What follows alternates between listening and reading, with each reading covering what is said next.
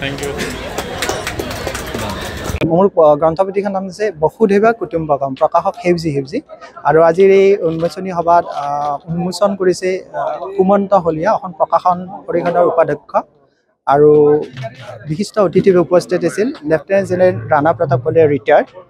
আৰু আপোনাৰ অংকুৰ ডেকা তেওঁ বিশিষ্ট চিত্ৰশিল্প সমালোচক আৰু আমাৰ প্ৰকাশক তৰুণ বৰ্মনে কৃপাল কলিতা ছবি পৰিচালক এখেতৰ উপস্থিতিত আজি আৰু কেইবাগৰাকী বিশিষ্ট ব্যক্তি উপস্থিত আছিল কিন্তু মই এইখন মোৰ দ্বিতীয় কাব্যপুথি প্ৰথমখন কবি ঘৰনাৰ পিছত ৮ বছৰ পিছত এইখন পুথি উন্মোচন হ'ল গতিকে মই বিচাৰিম যে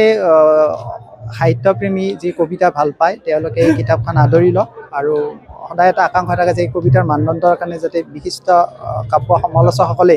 এই কিতাপখনৰ প্ৰতি অকণমান চকু ফুৰালে বা কিমান কি আগবাঢ়িছোঁ এইখিনি জানিবৰ বাবে মই নিশ্চয় সুখী হ'ম এইখিনি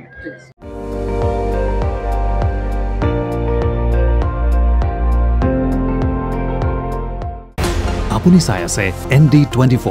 সৰ্বশ্ৰেষ্ঠ নহয় সৰ্বোত্তমৰ দৌৰত